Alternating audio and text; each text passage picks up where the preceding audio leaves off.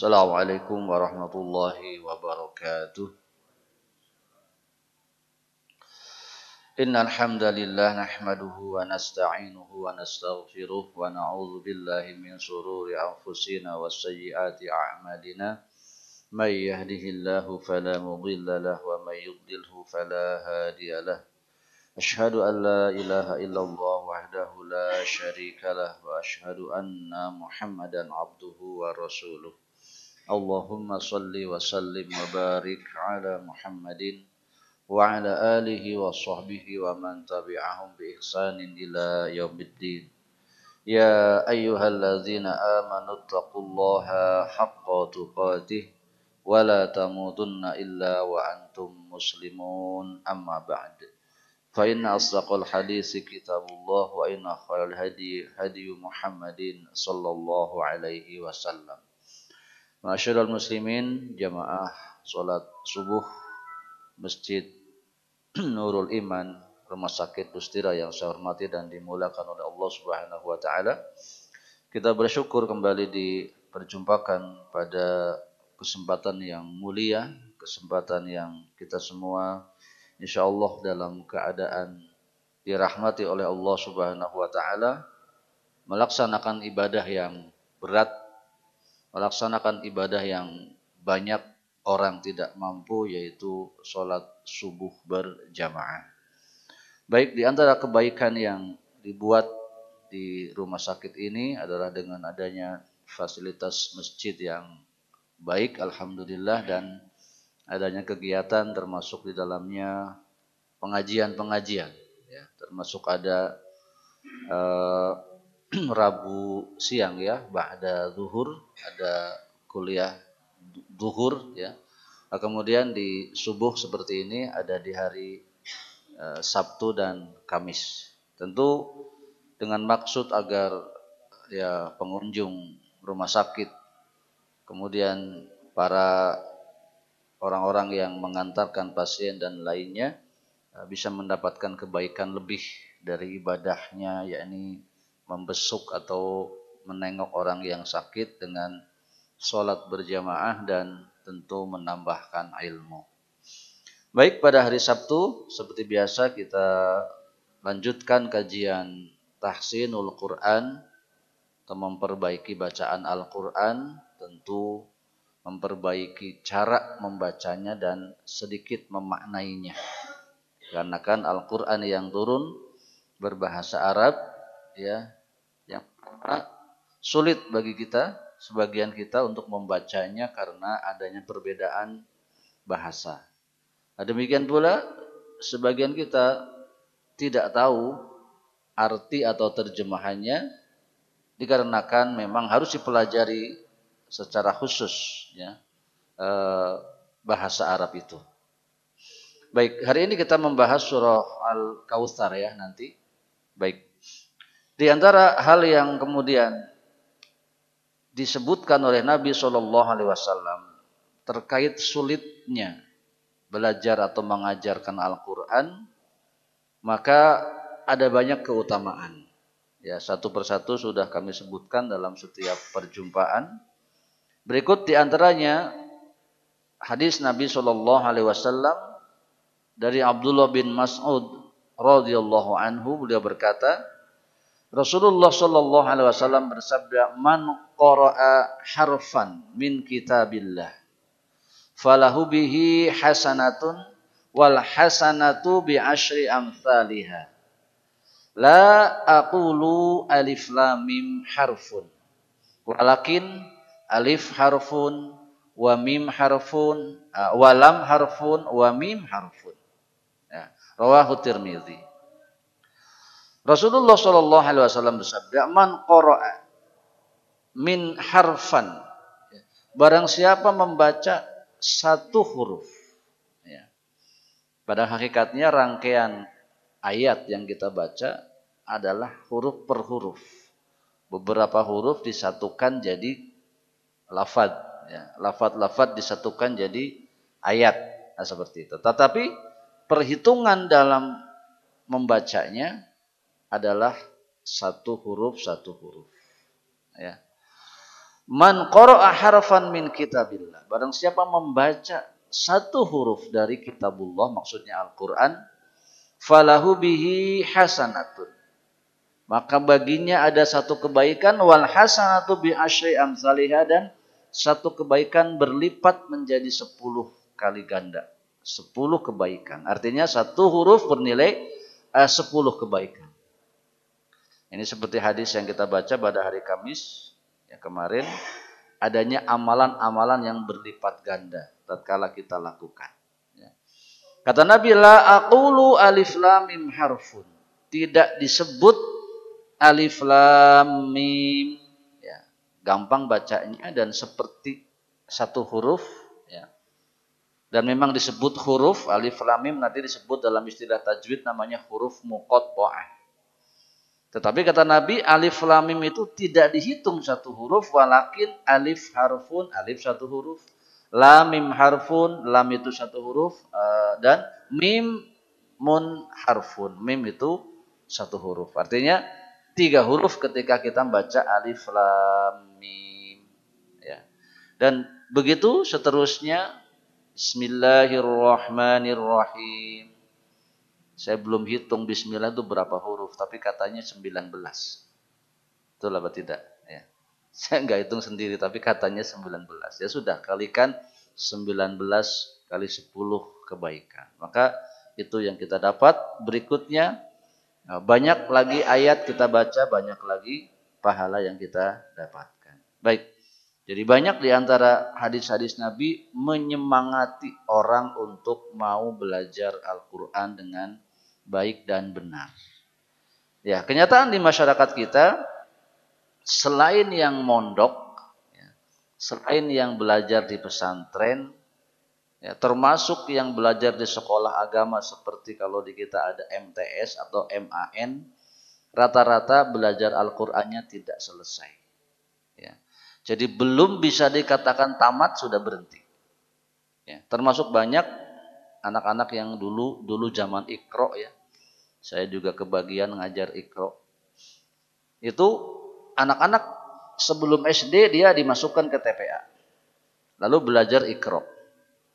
Setelah sibuk dengan lain-lain hal ujian di kelas 4, kelas 5, kelas 6, rata-rata berhenti. Padahal Iqra-nya baru Iqra 3, Iqra 4. Ya, setelah itu tidak selesai. Tidak melanjutkan lagi. Dan kasusnya sangat banyak, sehingga didapati banyak orang yang betul-betul aslinya tidak bisa baca Quran. Ya. Secara umum ditanya biasanya ngacung bisa. Ya.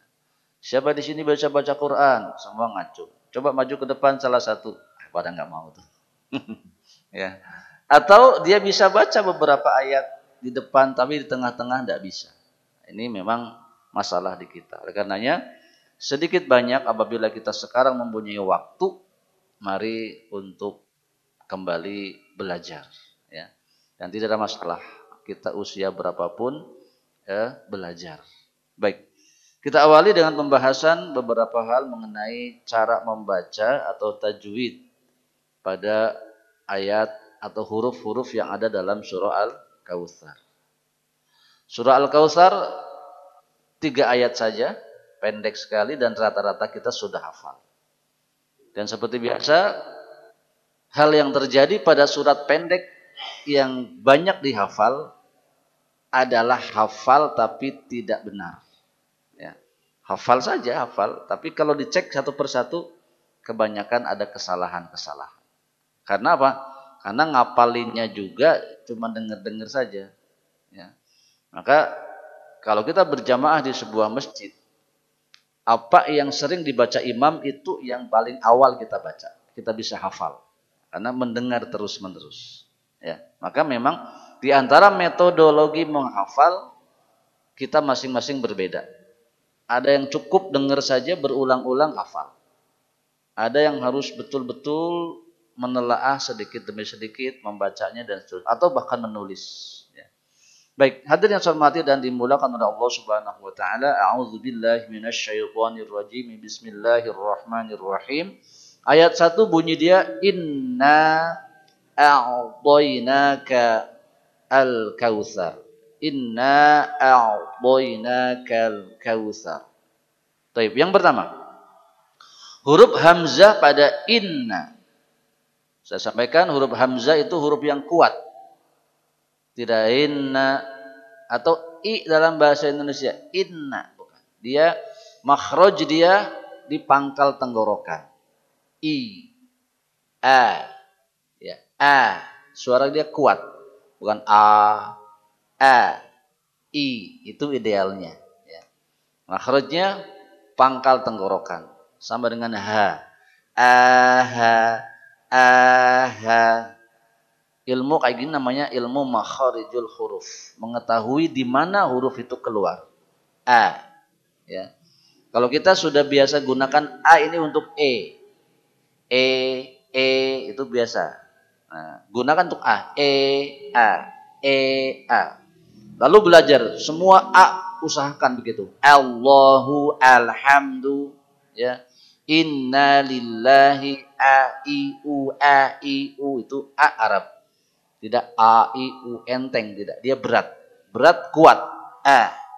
Ya. Di sini inna bukan. Inna bukan. I. A i u i. Ya.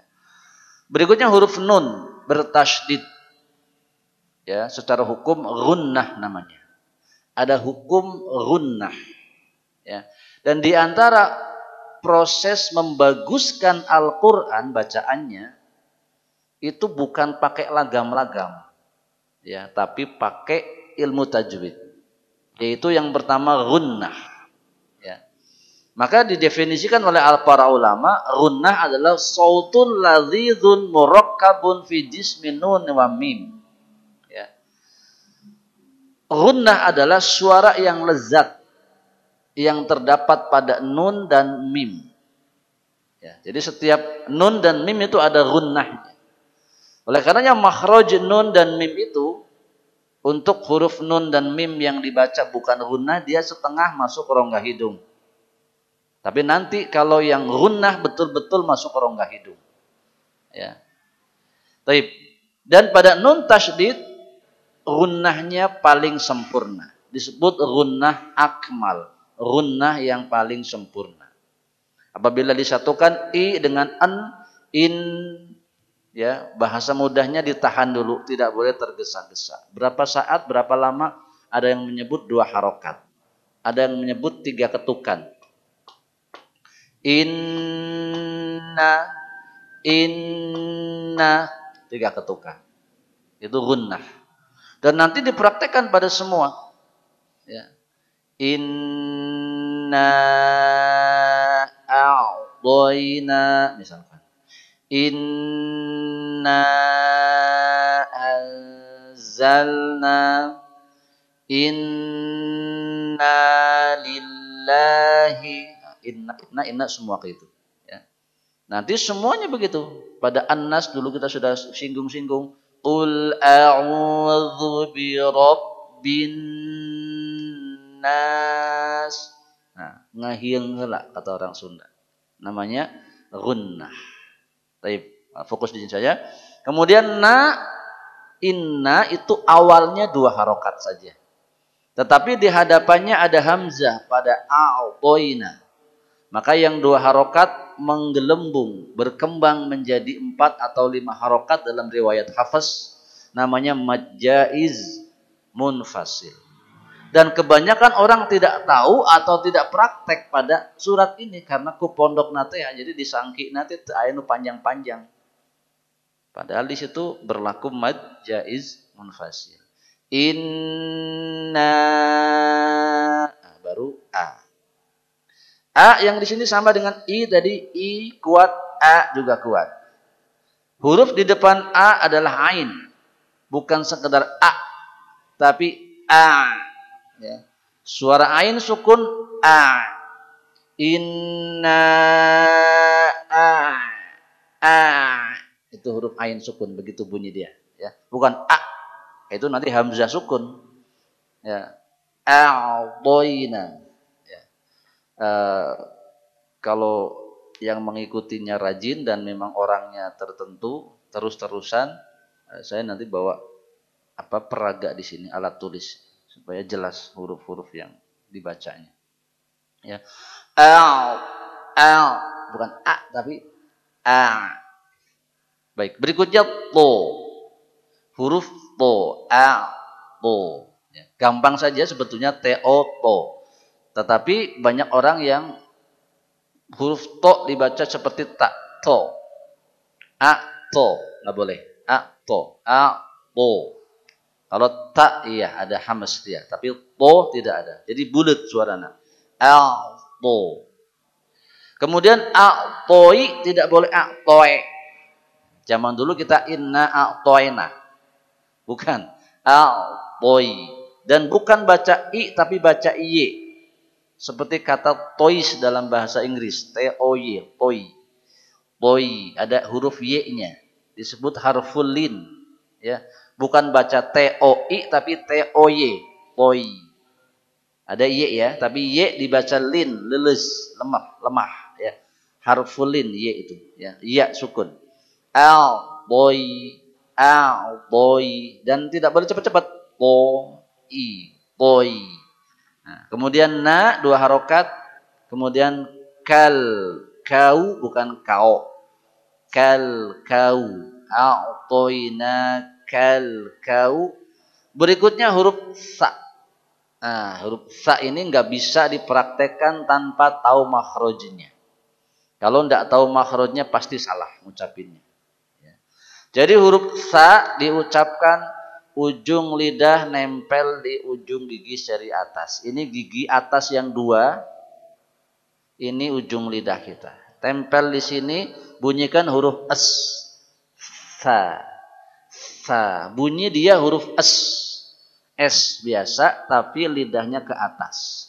Kalau S biasa sin lidah ke bawah, ke gigi seri bawah. Adapun sa ya, dan tidak diwakili dengan TS dalam bahasa Indonesia, membingungkan. Kalau ditulis dalam bahasa Indonesia, sa itu T dengan S. Terus kumaha macana, tesa begitu. Sulit ya. Tidak bisa diwakili, tapi harus tahu caranya. Sa. Coba. Sa, si, su. Lagi. Sa, si, su.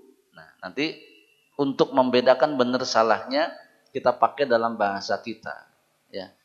Kalau sudah biasa, asa, ya, si, susu. Nah, kalau sudah beda suaranya berarti benar. Ya. Tapi kemudian ro di akhir, ya pembahasannya pada tingkat yang lebih tinggi. Ro di akhir itu tafhim kalau sebelumnya berharokat fathah. Ro sukun atau ro yang disukunkan sebelumnya fathah dibaca tebal, tafhim. Ya. Al-Kautsar, bukan Al-Kautsar, Al-Kautsar. Ya. Kalau tidak disidik-sidik suaranya sama saja. Tapi kalau diperhatikan baik-baik, orang yang sudah belajar dan tidak belajar akan ada perbedaan dalam mengucapkan huruf-huruf meskipun nampaknya sama saja. Baik. Itu pembahasan ayat 1 singkat saja seperti tadi. Saya baca, setelahnya Bapak Ibu silakan mengikutinya. A'udzu billahi minasy syaithanir rajim. Silakan. A'udzu billahi minasy syaithanir rajim. Nirrojim tidak boleh nirrozim. Nirrojim, ar-rojim pakai ja. Jim ya. Bismillah, tekanannya Bismillahirrahmanirrahim. Enggak. Bismillahirrahmanirrahim. Ini kalau tangan saya gini berarti tahan. Kalau dibuka berarti sudah maju. Inna, kalau belum bergerak berarti masih na. Kalau bergerak berarti a. Inna a'tainakal kautsar. Silakan. Inna a'toinakal kautsar.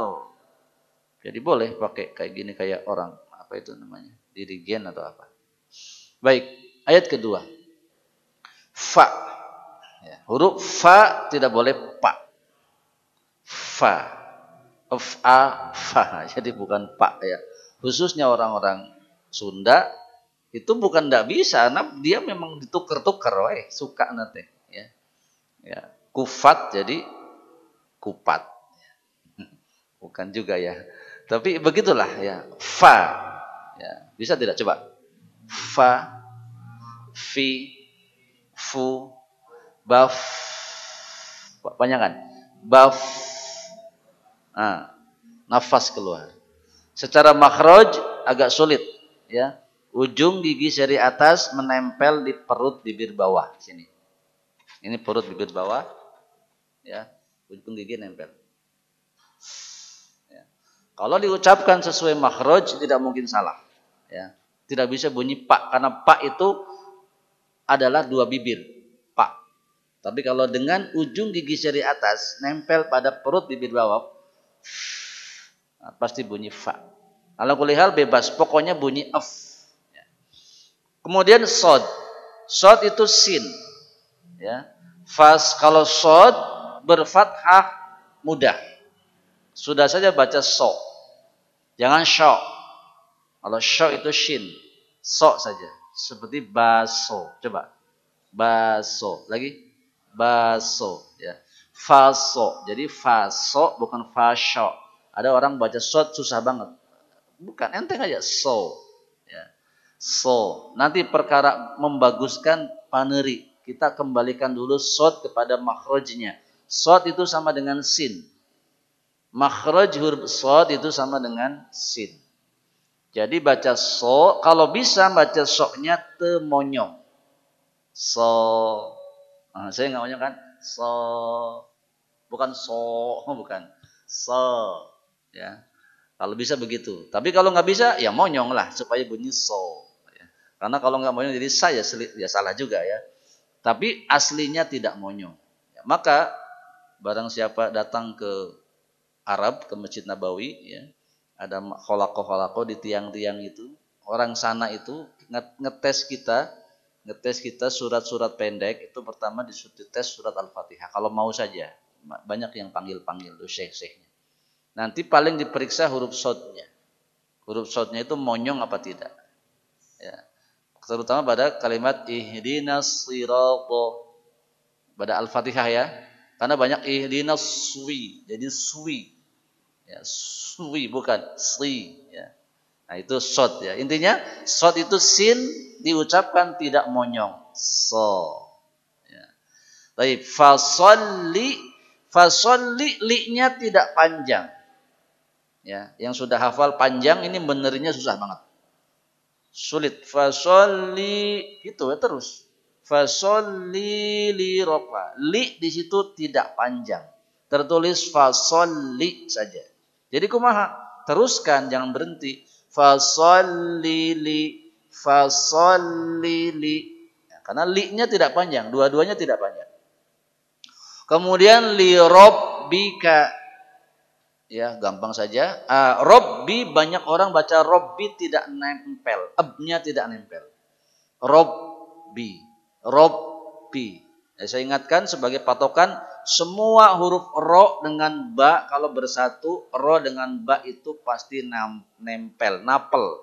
Robbi. Robba. Robbu. Jadi kalau doa, Robbana. Rob bukan robana. Robana mah eta. Nanti takol-takol ya. Robana. Robbana. Robbana atina begitu ya.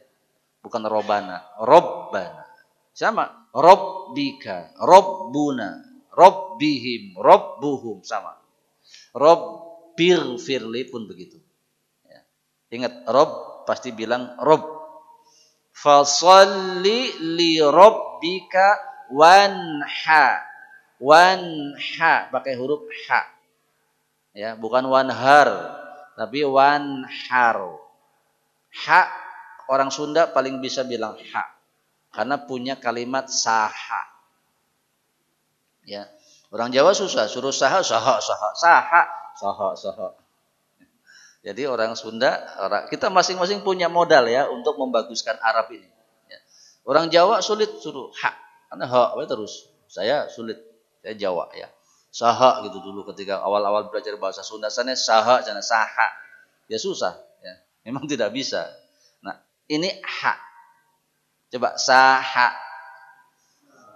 saha, sabaraha.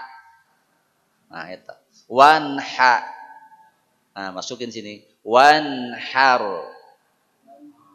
Nah, nanti kalau diteliti secara makna, wanhar itu dan sembelihlah. Ya. Kalau wanhar itu dan sungai. Nahrun itu sungai. Ya.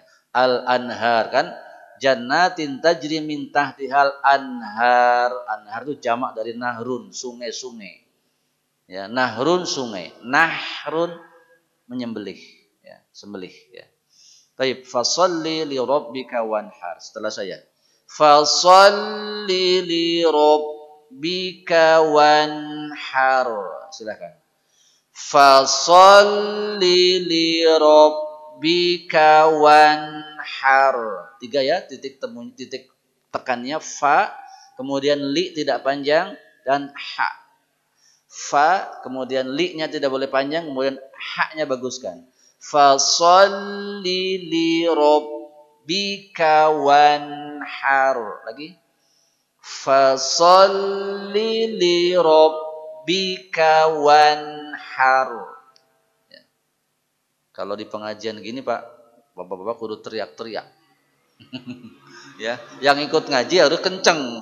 Supaya apa? Supaya bisa ya. Dan ucapan-ucapan itu menjadi kuat kalau biasa diucapkan keras. Baik, terakhir inna syani'aka huwal abtar. Inna seperti yang pertama tadi nun tasydid tahan. Gunnah. Inna begitu caranya. Kemudian sya di situ shin. Ya, yang hafal tidak pernah lihat tulisan tidak tahu. Inna syani'aka bukan syani'aka. Sya. Sya. Huruf shin ini nempel pada kalimat syaiton. A'udzu billahi minasy syaiton. Kalau bisa di sana bawa ke situ. Sya. Inna coba. Syani'aka. Kuatkan. Syani'aka. Bukan syani'aka ya. Syani'aka. Tadi huruf hamzah itu selalu kuat. Indonesia memang syani'aka. Aka. Syani'aka. Ya. Iya begitu ya. Huwal qalqalah namanya. Ba mantul. Huwal abtar. Huwal abtar. Coba. Huwal abtar. Dihijikan. Inna syani'a. Dan sya ini huruf tipis. Huruf shin itu huruf tipis. Tidak boleh dibaca sya. Sya. Sya. Tapi seperti sa. Seperti sin. Sa, sya. Sa, sya. Oleh karenanya, ya, yang tidak tahu disangka bagus. A'udzubillahi minasyaitonir salah. Semuanya tebal. Arab itu ada tebal ada tipis. Ya. Sya bukan sya. Inna syani'aka huwa. Huwa bukan hu'a tapi huwa. Huwal abtar. Silakan. Inna syani'aka huwal abtar. Baik, saya ulang dari awal. Bismillahirrahmanirrahim. Mangga. Bismillahirrahmanirrahim. Inna a'tainaka الكوثر. Yuk. Inna a'tainakal kautsar. Fasalli li rabbika wanhar. Fasalli li rabbika wanhar. Inna syani'aka huwal abtar. Inna syani'aka huwal abtar. Jadi begitu. Ya, kalau rajin begitu Pak. Ini namanya talaqi. Jadi dalam pengajian Al-Quran wajib talaqi. Murid berjumpa dengan guru. Sebagaimana Nabi SAW orang Arab sanes, orang Arab Nabi teh. Tapi masih belajar, masih kasaha malaikat Jibril Pak. Gurunya Nabi Muhammad SAW malaikat Jibril. Para sahabat orang Arab, ngaji kasaha, ngaji ka Nabi Muhammad Rasulullah SAW. Nah orang sanes ki orang Arab teh boga guru kumaha? Ya, ini kepahitan di antara kita ya, maksudnya setiap kita mestinya berpikir begitu. Sampai hari ini orang-orang Arab tuh belajar Al-Quran ya. Semuanya ada madrasahnya ya, khusus ya. Kenapa? Karena tidak semua orang Arab juga fasih berbahasa Arab, mengucapkan kalimat-kalimat bahasa Arab. Sebagaimana tidak semua orang Jawa fasih bahasa Jawanya. Orang Sunda juga demikian. Makanya kenapa dalam sekolah daerah Jawa Barat ada pelajaran bahasa Sunda? Katanya paling sulit ya teh. Ya termasuk yang sulit ya baru ayeuna jang naon pelajaran susah bahasa Sunda susah cenah. Kumaha ente pun orang Sunda. Ya, itu masalah-masalah. Baik. Baik, tadi membaca, sekarang kita terjemahkan. Suratnya pendek tapi banyak pula enggak tahu terjemahnya. Ya. Baik. Inna sesungguhnya kami. Makanya panjang pendek berpengaruh kepada makna atau terjemah. Apabila disebut inna saja artinya sesungguhnya.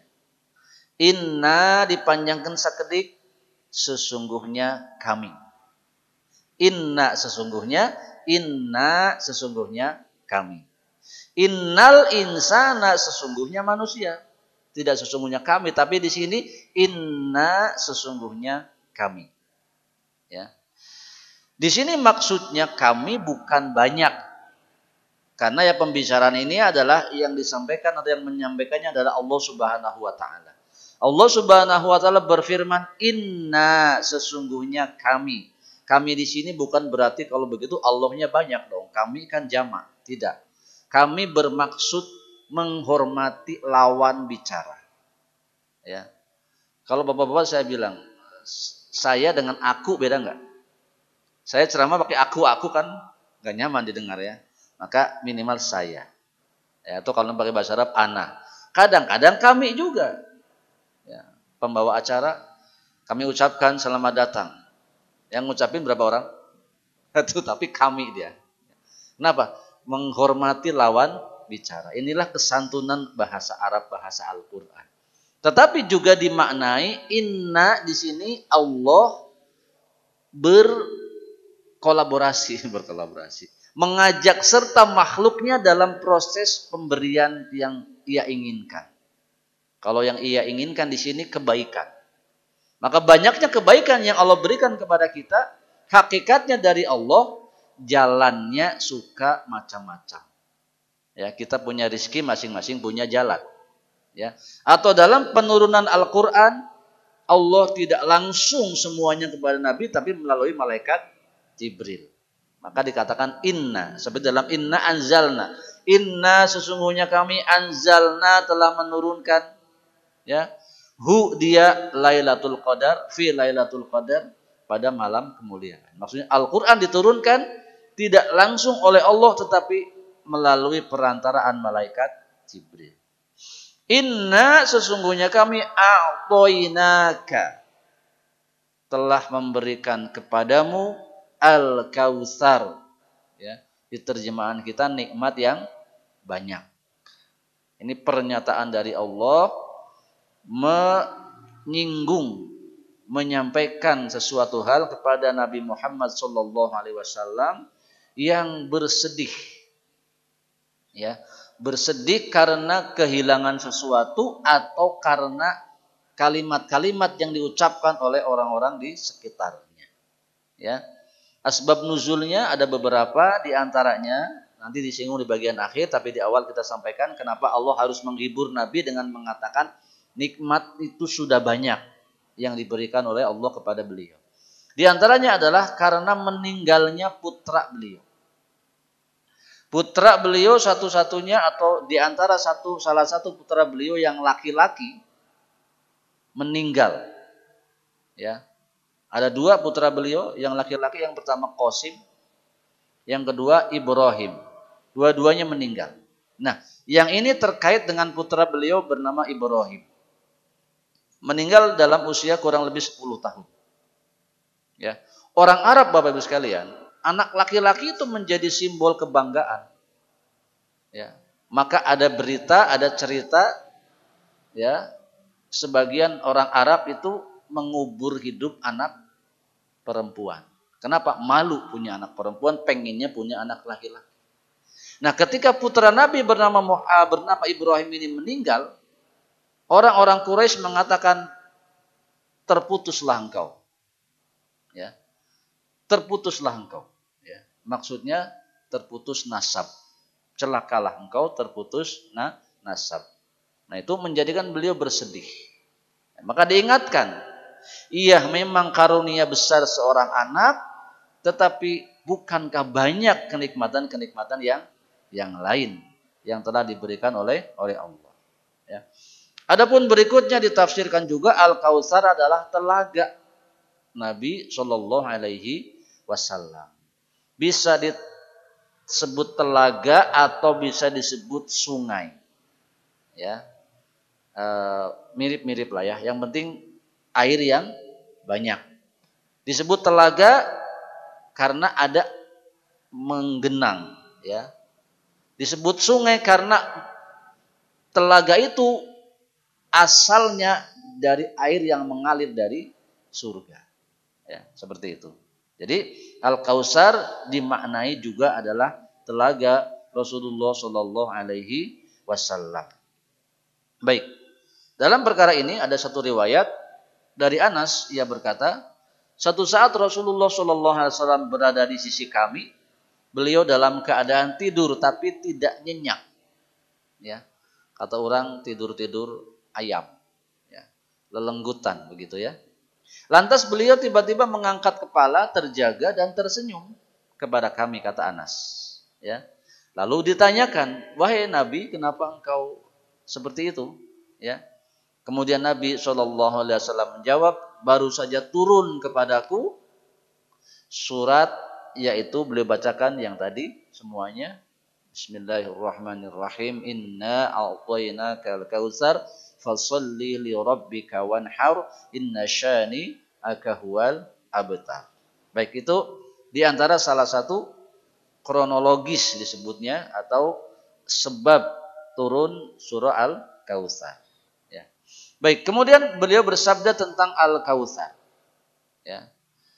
Maka ketika ditanyakan apa itu Al-Kautsar, para sahabat bertanya, maka para sahabat ditanyakan kepada para sahabat, ya, tahukah kamu apa itu Al-Kautsar?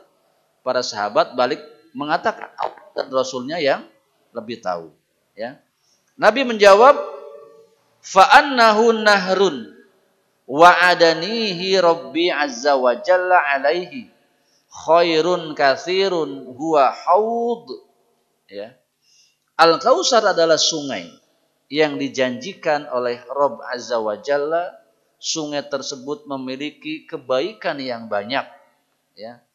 Ia adalah haud, yaitu telaga. Ya, jadi berawal dari sungai, berkumpul, menggenang, airnya menjadi telaga. Ya. Taridu alaihi ummati, akan didatangi telaga itu oleh umatku yaumal qiyamah, pada hari kiamat. Aniyatuhu adadun nujum. Ya. Di situ nanti disediakan gelas-gelas, cangkir-cangkir sebanyak bintang-bintang di langit. Ya, supaya apa? Supaya semakin banyak orang yang bisa minum dari air tersebut. Ya. Apa pentingnya minum dari air itu? Riwayat panjang, saya sebutkan sepotong. Setelah orang bisa minum dari telaga itu, tidak akan kehausan lagi. Ya. Dan orang yang kehausan hanya orang yang masuk neraka. Artinya kalau orang sudah bisa minum dari telaga itu, dipastikan dirinya masuk surga. Ya. Tetapi ya, fayuhtalajul abdu minhum. Tidak semua orang bisa minum dari telaga beliau. Ada sebagian yang justru diusir. Ya. Semua sudah datang, sebagian dihalangi oleh malaikat. Kamu menjauh, kamu menjauh. Kata Nabi, fa'aqulu rabbi innahu min ummati, wahai Rabb, wahai Tuhanku, kenapa mereka dihalang-halangi? Mereka kan umatku. Fayaqul, Allah Subhanahu wa taala berfirman, ma tadri ma ahdatsat ba'dak. Ya. Engkau tidak tahu apa yang diperbuat oleh umatmu itu selepas engkau meninggal dunia. Ya. Jadi nanti ini bahasan hadis ini sebetulnya pada bab kewajiban mengikuti sunnah Nabi Shallallahu Alaihi Wasallam. Di antara orang yang tidak boleh minum dari telaga Nabi Shallallahu Alaihi Wasallam di akhirat nanti, di hari kiamat, adalah orang yang menyelisihi sunnah, tidak suka kepada sunnah, ya, lebih suka dengan amalan-amalan baru yang tidak pernah dicontohkan oleh Nabi Muhammad Shallallahu Alaihi Wasallam. Ya, memandang tinggi yang bukan sunnah, memandang rendah yang sunnah. Itu nanti tidak boleh minum dari sana. Ya, baik. Kemudian itu tadi menunjukkan bahwa Al-Kautsar ditafsirkan juga adalah telaga atau sungai yang ada di akhirat nanti. Baik. Kemudian ayat berikutnya. Fasalli li rabbika wanhar. Ya. Jadi Nabi kita Muhammad sallallahu alaihi wasallam adalah manusia yang dikaruniai nikmat yang banyak, yang paling utama adalah jaminan masuk surga dan diberikan telaga yang disebut, sebagian orang menyebut telaga Kautsar. Ya. Tetapi di luar itu beliau juga dikaruniai banyak hal, keutamaan-keutamaan sebagai makhluk, sebagai manusia. Ya. Maka setelah diingatkan, dan dalam surah Al-Nasrah ya banyak disebut, aku dapati engkau dalam keadaan yatim. Wadduha ya. Fa ammal yatima fala taqhar, ya, dan seterusnya. Ya. Itu, dan aku dapati engkau dalam keadaan bingung lalu aku beri petunjuk. Jadi semua hal tentang kebaikan sudah diberikan oleh Allah. Maka berikutnya sebagai wujud syukur atau konsekuensi dari nikmat yang banyak itu, Allah Subhanahu wa taala perintahkan pada ayat berikutnya, fasolli, maka kerjakanlah solat, maka dirikanlah solat, wanhar, dan sembelihlah. Ya. Kalimatnya hanya berbunyi dan sembelihlah, bukan dan berkurbanlah.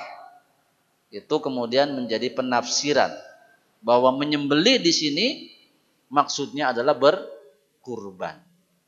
Jadi setelah Nabi kita Muhammad diberikan kenikmatan yang banyak, maka perintahnya adalah melaksanakan sholat dan berkurban. Maksudnya diantara sebagai bukti syukur, wujud syukur kepada Allah Subhanahu wa taala, bukan mengucap syukur saja, tetapi dibuktikan dengan ibadah yang konkret berupa sholat dan berkurban. Jika kita tanyakan, banyak mana kenikmatan duniawi yang diberikan kepada Nabi Muhammad dibandingkan kepada kita? Coba, banyak mana? Kira-kira saja. Ya. Selain istri yang banyak ya. Itu mah beda kawasan. Kalau kita di Arab mungkin juga ngikut ya. Karena kita di sini jadi tidak lazim Pak istri lebih dari satu, tapi bukan nggak boleh. Di luar istri yang lebih dari satu, kita tuh lebih banyak dibandingkan dengan Nabi Shallallahu Alaihi Wasallam. Kita ada yang punya rumah 2 Pak, bertingkat lagi. Ya. Nabi nggak punya. Rumah Nabi kecil. Ya. Kalau sekarang datang ke Masjid Nabawi sana, yang di dalam itu, yang di dalamnya ada makam Nabi, itu rumah Nabi. Ya segitu, kurang lebih ya ini dari tiang sini sampai sana. Ini lebih besar. Ya. Masjid ini lebih besar daripada rumah Nabi Shallallahu Alaihi. Itu pun karena perluasan. Ya. Nah, bukan aslinya tentu lebih kecil daripada itu. Digambarkan bahkan Nabi itu kalau tidur kepalanya kena dinding, kakinya kena dinding satu lagi. Saking kecilnya rumah Nabi Shallallahu Alaihi Wasallam. Rizkinya pernah disampaikan oleh istri Nabi, dapurnya tidak ngebul 3 bulan. Ya. 3 bulan Nabi tidak masak, istrinya maksudnya, hanya memakan korma dan air saja. Jadi kehidupannya sangat-sangat bisa dikatakan kalau sekarang mungkin tergolong penduduk miskin ya, Nabi itu. Adapun ada banyak unta dan lain-lain, memang Nabi itu berkesempatan, berkemungkinan punya harta banyak. Kenapa? Beliau kebagian setiap rampasan perang, ya, kebagian setiap ghanimah. Padahal umat Islam sering menang dalam peperangan. Jadi kalau dikumpul-kumpul, kalau seperti pemimpin zaman sekarang, maka memang Nabi itu akan menjadi orang yang sangat kaya. Tetapi kenapa menjadi miskin? Setiap kekayaan dikeluarkan lagi. Dikeluarkan lagi. Jadi Nabi tidak betah kalau ada harta benda yang ada diem di rumahnya, kecuali telah dibagikan kepada fakir miskin. Nah, dengan begitu maksudnya, sekarang kita bisa lebih menikmati kehidupan yang lebih daripada Nabi Muhammad SAW, maka piraku solat-solat wae ente kersa. Tidak mau. Padahal Nabi yang dengan kenikmatan lebih kecil digambarkan sholatnya sampai kakinya bengkak-bengkak. Teh sholat sunnah. Jadi penggambaran sholat kaki bengkak-bengkak itu bukan sholat wajib. Nah, sholat wajib mah piraku henteu. Karena kewajibannya. Ini sholat sunnah. Ya, maka mohon maaf kepada yang subrang. Subrang teh. Subuhna kaberangan. Itu kenapa? Subuh sampai kesiangan. Ya. Jelas waktunya. Ada timer dan macam-macam hal yang bisa diupayakan. Ya. Mohon maaf. Jangan begitulah. Ya. Kenikmatan dari Allah sudah sangat banyak. Ya. Usahakan. Untuk sholat wajib itu semangat. Ya. Semangat lebih lah saya bilang. Karena kalau nggak semangat lebih nggak bisa. Terutama untuk datang ke masjid berjamaah. Ini perlu perjuangan betul-betul. Ya. Alhamdulillah kalau sebagian kita sudah mampu, ya, dan yang belum, ya ingat bahwa kenikmatan sudah terlalu banyak kepada kita. Ya. Maka bersolatlah. Wanhar dan berkurban. Utamanya pada saat hari penyembelihan dengan korban, menyembelih hewan kurban, atau berkurban ini pada akhirnya banyak hal. Setiap ibadah kita sesungguhnya pengorbanan.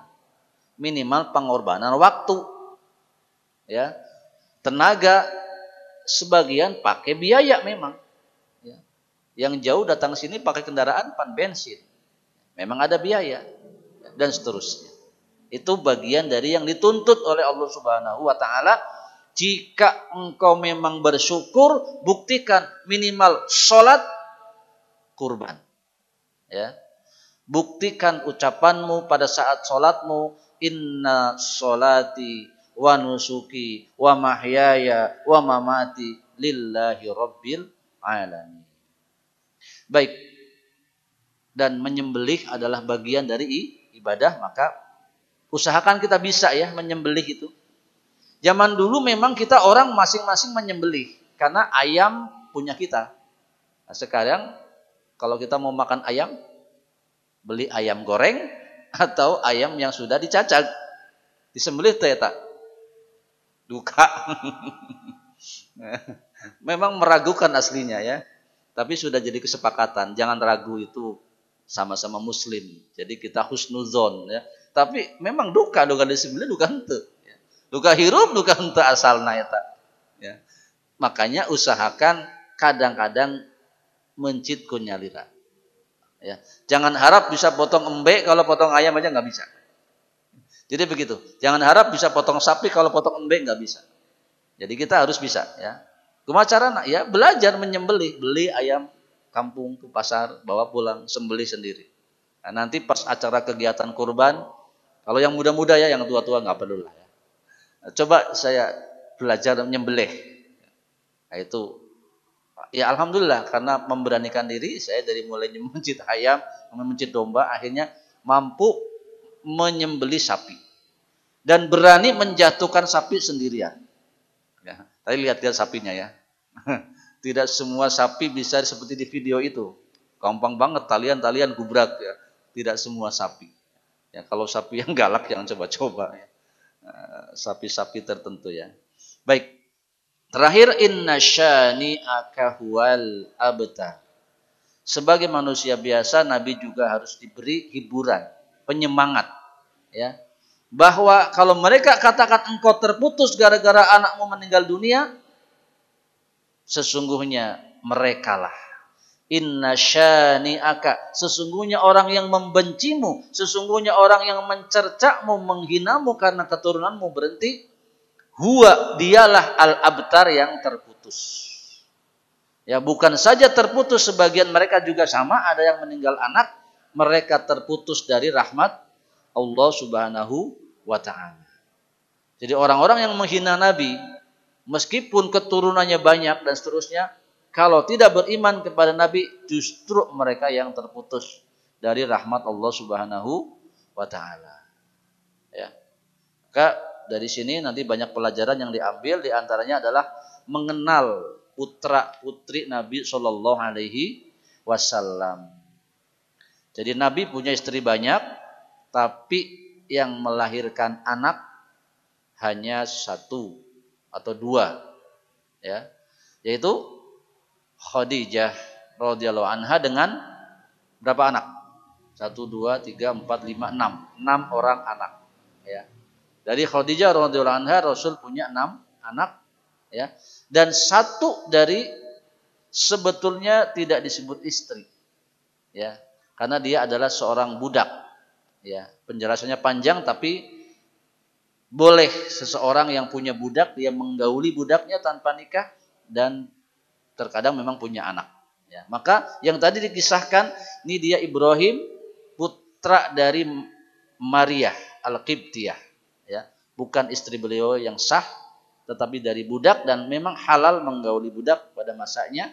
Lahir Ibrahim, dan sebagai bentuk penghormatan kepada Nabi, membela nama baik Nabi, maka ditakdirkan putra Nabi pun meninggal.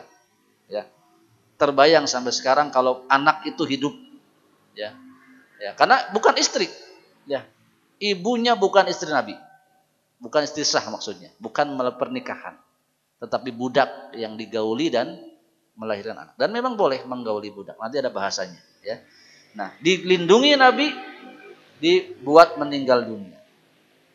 Dan kemudian yang sekarang banyak mengaku Habib, dari mana asal? Dari Fatimah, ya, putri Nabi dari Khadijah radhiyallahu anha, menikah dengan Ali bin Abi Thalib, kemudian banyak berketurunan. Itulah yang sekarang disebut habaib, ya, Habib, yaitu duriyat, keturunan Nabi Shallallahu Alaihi Wasallam. Kita berkewajiban menyayangi, menghormati mereka dalam sisi-sisi yang dibenarkan, sewajarnya, tidak berlebih-lebihan. Sama putra putri Nabi, keturunan Nabi juga, kalau memang nggak beres ya nggak beres, ya. Nah, tidak perlu dikultuskan. Baik, kemudian juga nanti mengenal istri-istri Nabi Shallallahu Alaihi Wasallam dan seterusnya sebagai bagian dari menyayangi Nabi Shallallahu Alaihi Wasallam. Baik, segera itu pembahasan surah Al-Kautsar, simpel saja kalau diterjemahkan secara langsung. Inna a'tainakal kautsar, sesungguhnya kami telah memberikan kepadamu nikmat yang banyak. Tujuan utamanya Rasulullah Shallallahu Alaihi Wasallam. Kemudian karena surat itu kita baca, kita harus ingat bahwa Allah Subhanahu Wa Taala juga telah memberikan kepada kita nikmat yang banyak. Apa berikutnya? Fasholli li rabbika, maka laksanakan sholat karena Tuhanmu. Betul-betul ikhlas karena Allah. Wanhar, begitu pula dengan berkurban. Semata-mata karena Allah. Ingat, apapun yang terjadi, inna syani'aka, orang-orang yang membenci kebenaran, orang-orang yang membenci engkau dalam keadaan Islam, orang-orang yang membenci engkau yang melakukan sholat dan berkurban, huwal abtar, dialah yang terputus dari rahmat Allah Subhanahu wa ta'ala. Maka semoga kita orang-orang yang dirahmati oleh Allah Subhanahu wa ta'ala. Baik, saya kira waktunya cukup, jadi saya lewatkan dari waktu syuruk agar setelah ini sudah bisa langsung melaksanakan sholat syuruk. Setelah itu semoga bermanfaat dan mohon maaf jika ada kekurangan kesalahannya. Subhanakallahumma wa bihamdika asyhadu an la ilaha illa anta astaghfiruka wa atubu ilaik. Assalamualaikum warahmatullahi wabarakatuh.